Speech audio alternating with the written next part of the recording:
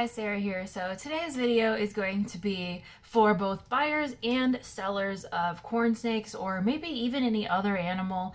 I've had a lot of people ask me questions that I feel like if they would just maybe do a little bit of extra research, they wouldn't even have to ask. Or I've had a lot of people that I've seen make huge mistakes with animals that, again, if maybe a breeder would have just told them, or if maybe they would have done a little bit of research, the animal may not have suffered in the way that they did. So I'm actually going to go through my selling policy on my snake shop page. This selling policy has a list of questions that as a buyer, you should be able to answer. And so I'm going to list the questions, and I may also give the answers to a lot of these questions so that you guys have an idea of, as a seller, what might be appropriate to ask your buyers before selling, and as a buyer, what you definitely need to know before buying an animal of any kind.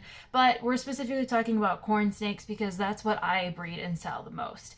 So, I'm just going to read. It is our job as Sarah Snake Shop to ensure that our animals are going to safe and well-prepared homes. We believe that for any reason that a potential customer would not give our animal a good home, we could not in good conscience, I can't even speak today. We could not in good conscience sell the animal to that home. We're dedicated to our customers and we strive for a good reputation, but most of all, we love our animals. Therefore, Sarah's Snake Shop holds the rights to refuse service to anyone for any reason or no reason.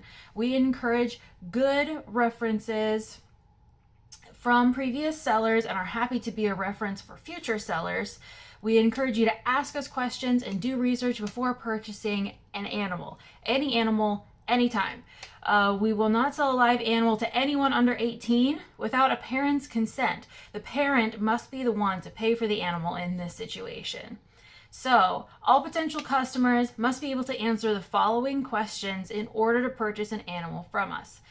First question, if applicable, has your significant other agreed upon the purchase of this animal? And I know that this seems like kind of not the, a lot of people don't really like this. Like, well, I shouldn't have to ask my significant other.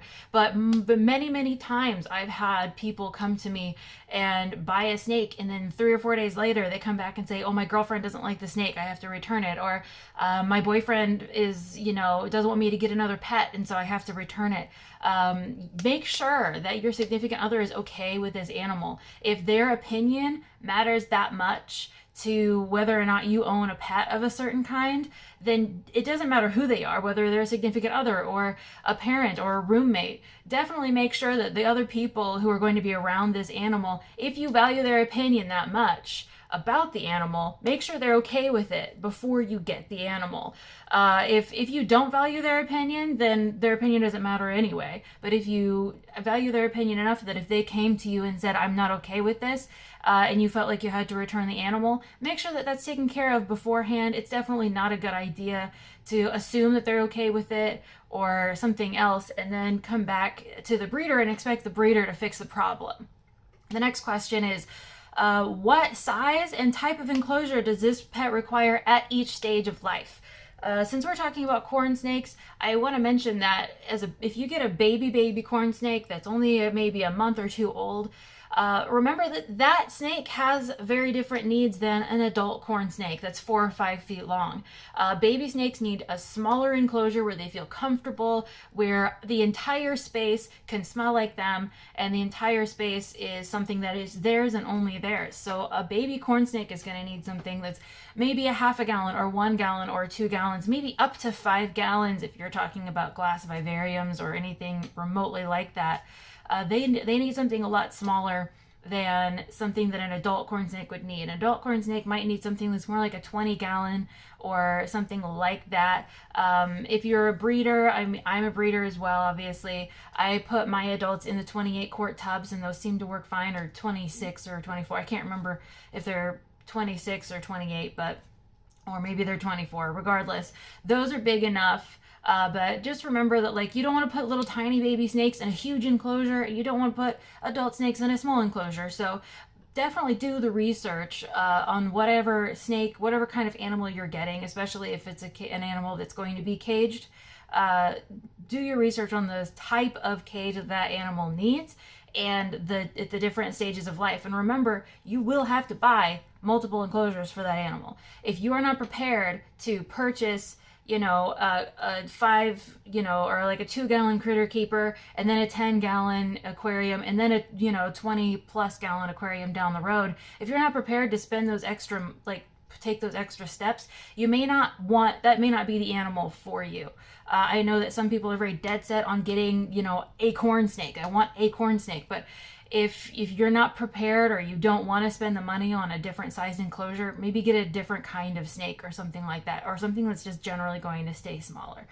The next thing, what type of food should you feed this animal and how often? I cannot tell you how many times I've had people come to me and say, well, I can feed my corn snake crickets, right? No, you cannot feed your corn snake crickets. You can't feed it worms. Don't try to feed it frogs. You can feed it rodents, and you can feed it small birds when it gets older, like day-old chicks. Some of them will eat like quail eggs and stuff like that, but maybe only as a treat and not like all the time. And then there's obviously the reptilinks, which are a really good alternative to like whole prey. You can get all of these things like in frozen or live, but just remember that every snake is going to have something different or a different need in every stage of life. And it's the same way with other things. If you get a bearded dragon, it's going to have different needs than a corn snake. So make sure you do your research and you know exactly what that snake needs as far as food goes at every stage of life, because it is going to be different. And you definitely need to know your options. The next thing I have is, what type of items does this animal require in its enclosure, and what materials should it or should it not be made out of? And what I mean by this question is, does your snake need a hide? Does your snake, can your snake use, pine bedding? The answer is no. Never use pine bedding, ever. Never use pine, never use cedar. You can use aspen, you can use eco earth, you can use sandy chips, but you cannot use bedding that has oils in it. So cedar and pine are very oily woods, and that oil can get onto the snake's skin and irritate them and give them blisters and other problems. You definitely want to make sure that you know exactly what that animal can have and what they can't have in their enclosure. And I would not really recommend anybody bring anything from outside just and put it in their snake's enclosure. Maybe a rock or something. If you see a really pretty rock, you can put it in the oven and bake it for a while and kill the bacteria on it, and then use it in the enclosure. But as far as wood and stuff like that goes, it's much better and much safer to get fake wood than to just try to bring something in from outside, because you have no idea what kind of parasites and stuff are going to be on that wood. Or anything else. A lot of people will do bioactive enclosures, and if that's something that you're really interested in, I don't know a whole lot about bioactive. I can do a video in the future on bioactive. I'll do some research for you guys and make a video if you really want that. You can let me know in the comments below if you really want details on bioactives. Bioactive is an option if you want a more natural setup. But just remember, there are certain things that your corn snake should and should not have in their enclosure, and you definitely need to do research before you just start throwing things in there. The next thing is, how should this animal be exposed to other animals and children that may be in your home? And I know that a lot of people think that it's kind of rude to put children and animals in the same question, because, well, they're my kids, and I understand that they're your kids, but children act like animals. I'm not trying to be rude about it, but especially very small children, very small, 2-year-olds, do have this similar mental capacity as a dog. And if you have not trained your 2-year-old and you have not trained your dog to be safe around this snake, then you are putting that snake's life in danger. And a snake's life is just as important as a dog's life. At least, I don't really feel like that's, too controversial. Some people might think it is. Some people might think that their dog is a lot more important than a snake. But regardless, it's my job as a breeder to make sure that I am sending that snake to a home where that dog is going to be either not in the same room as a snake, or going to be trained to not mess with the enclosure or whatever. And the same way with kids. If you have kids, make sure that you are always around when the kid is handling the snake, especially at least up to a certain age, especially if they're young. You want to make sure that your kid can't just get into the snake enclosure and let the snake out. Or in the same way with cats and dogs and anything else that might be there. Also remember too, that you have to have an enclosure that snake can't get out of. And if you have like geckos or other lizards and things, and your snake can get out of its enclosure and into a gecko's enclosure, that gecko is food. That gecko is food for that snake if you let that snake get out for any, like, at all. Like, if that snake can get a hold of a gecko, corn snakes love geckos. It's their favorite meal. It's their favorite thing. Like, if you have a snake that is having trouble eating and you have gecko skin, you can scent anything with a gecko skin and that snake will want to eat it. That's just like, geckos are like an addiction for corn snakes. So, like, you just got to be careful. You have to be aware of your surroundings. Like, you have to be aware of what is surrounding your snake and what other animals you have that might be affecting your snake. The next thing is, what types of ailments are common in the animal that you're purchasing, and what are those symptoms? So when I say ailments, I mean respiratory infections, parasites, any other type of issues that you can have. So signs of respiratory infections are going to be if the throat is puffed up, if you see any mucus coming from the nose or mouth, if you hear any popping or cracking in the breathing. Those are going to be respiratory infection symptoms. There are others, but those are just a few of the common ones. Parasites, obviously, if your snake is sitting in its water bowl a lot, it might have mites. If your snake has diarrhea a lot, it might have internal parasites. So be aware of what can happen with your snake. Like, your snake can get worms. Your snake can get worms just like a cat or dog can get worms. And it can get those worms by eating live prey, sometimes even frozen prey, if that prey had the type of worm that snake can get. So just be aware that, just because you have a snake, that doesn't mean it's always going to be healthy. And there's also things like skill rot and mouth rot. Those are other issues where a fungus grows in the mouth or on the scales and literally rots the skin away from your animal. So just like be aware of the things that can go wrong and what the early signs of those things are. Because if you don't know those things, again, like it's very, very important for you to understand, as the owner of a helpless animal that is entirely dependent on you, to know when something's wrong. And if you can't tell when something's wrong, then how can you call yourself a good owner? I'm not trying to insult anyone here, but that's why it's vitally important that you do research and why I'm doing this video. The next question is, do you have a veterinarian in your area that can care for your animal? And this seems obvious. It seems obvious to me, and I know it seems obvious to a lot of breeders and sellers, but I cannot tell you how many times I've had somebody come up to me and say, what's wrong with my snake? I need you to help me. And I say, well, I'm not a veterinarian. What am I supposed to do? Well, there's no veterinarian in my area that'll care for snakes or lizards or birds or whatever else it is. I'm like, that's something you should have thought of before you bought the animal.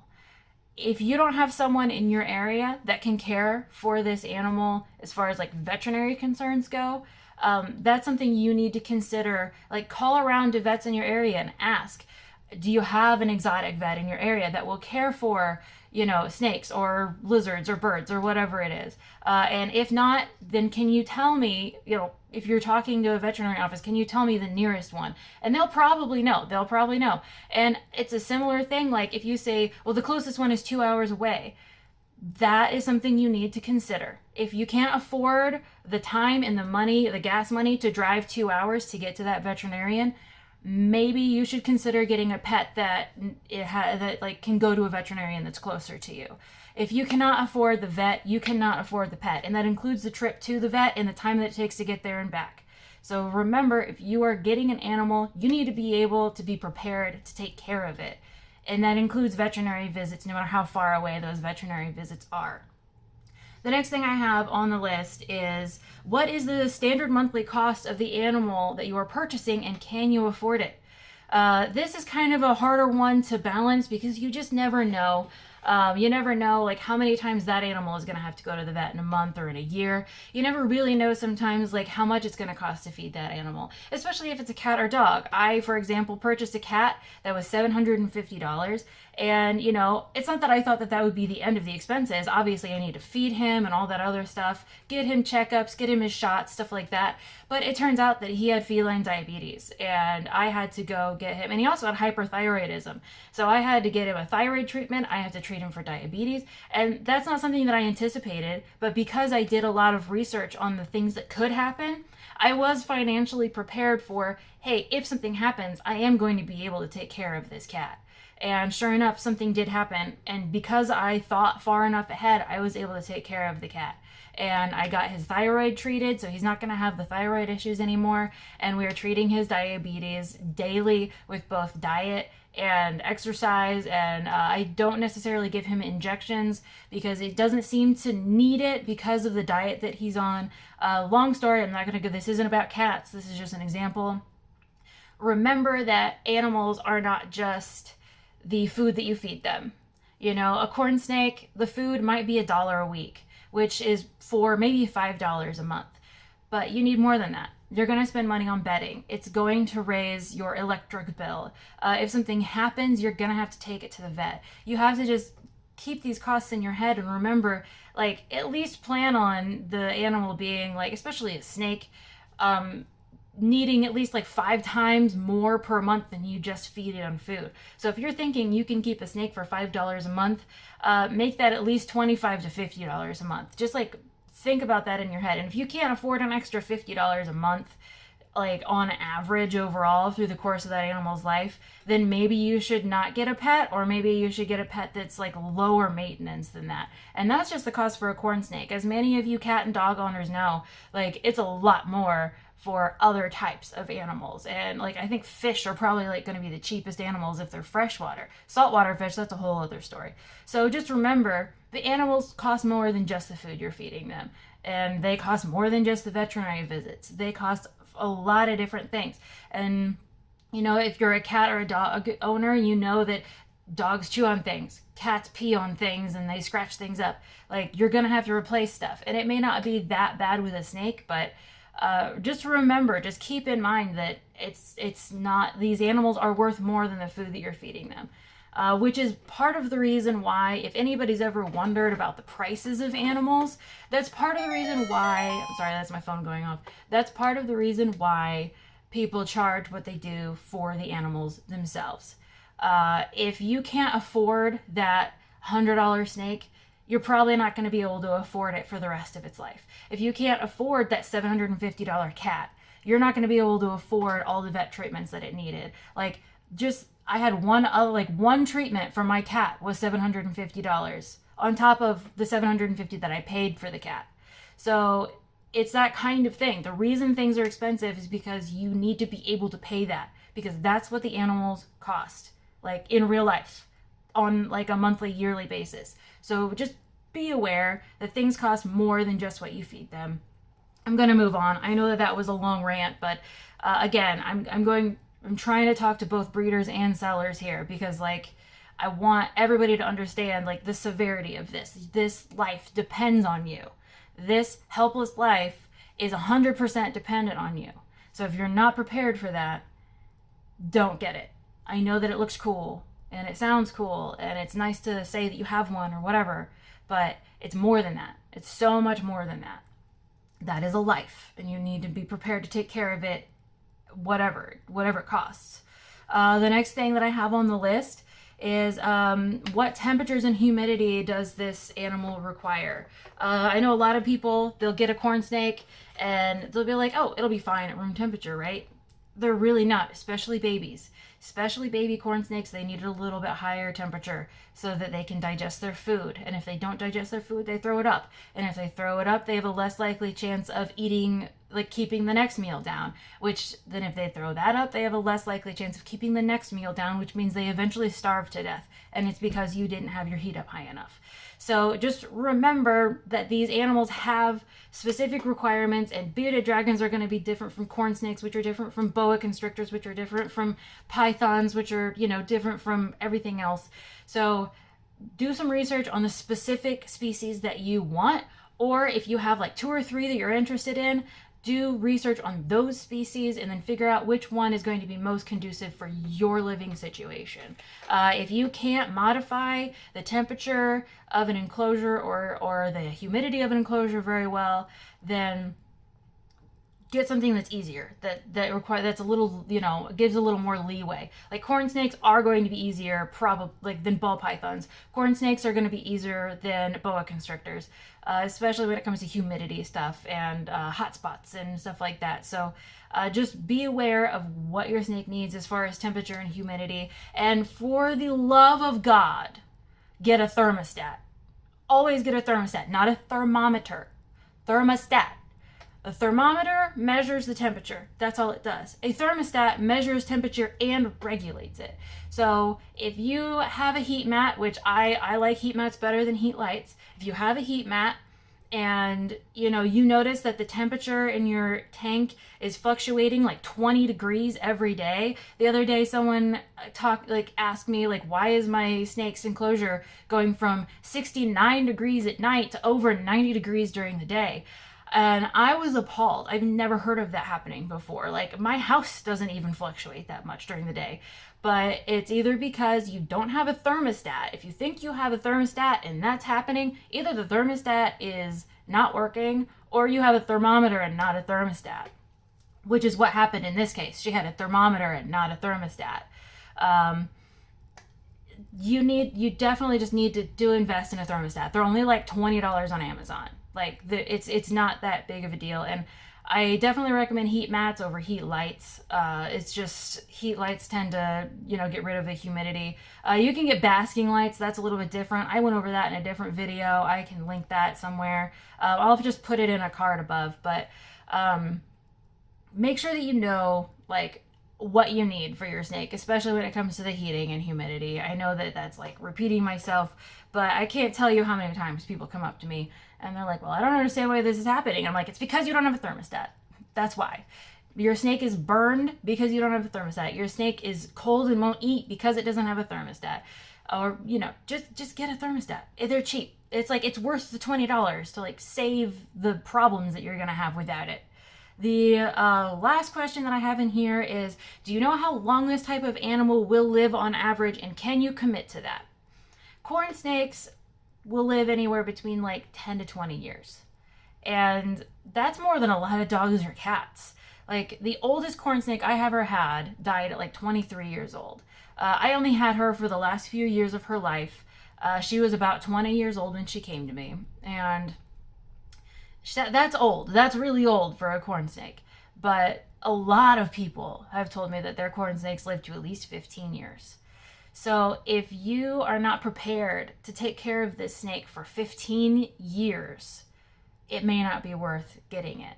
As a breeder, obviously I want to sell my snakes. I'm not just producing snakes left and right because I want to keep them all. But I want them to go to homes that are prepared to keep them. And it breaks my heart when I see, I've seen snakes that I sell to people cycle around to a dozen different people. And I understand that if I sell to a breeder and then that snake ends up not going well with that project or whatever, that's one thing. But I see a lot of people where I'll sell the snake as a pet, and then it just ends up in the hands of 5 or 6 different people because they just got tired of it, or they just they moved to a place that they couldn't have snakes. And I understand that there are always going to be circumstances I was in an abusive relationship. This actually happened to me. I was in an abusive relationship, had to move into an apartment where they didn't allow reptiles, and so I had to let someone else take care of my reptiles for a year, but I still owned them. I went over and I fed them, and this other person was taking care of it, and I also bought all the food for their animals, which helped them feel like I wasn't taking advantage of them. But I understand that there are circumstances where you can't always keep an animal, but sometimes the circumstances are not good enough. You need to understand that when you are buying a snake, you are buying a life. You are buying a life, and you have to decide, can I commit to this for the next 15 years like I would be committing to a dog, or like I would be committing to a cat, or like I would be committing to a parrot or something. Parrots can live for 100, 120 years. And so it's even worse in those communities. You have to put a parrot in your will. You don't have to put a snake in your will, most likely, but at least be prepared. If you buy your 10-year-old a corn snake and they go off to college and they can't have the snake in their dorm, you're going to be taking care of that snake. So just remember just remember that that happens. Remember that that's a thing. Remember that this snake is part of your life for the next 15 years.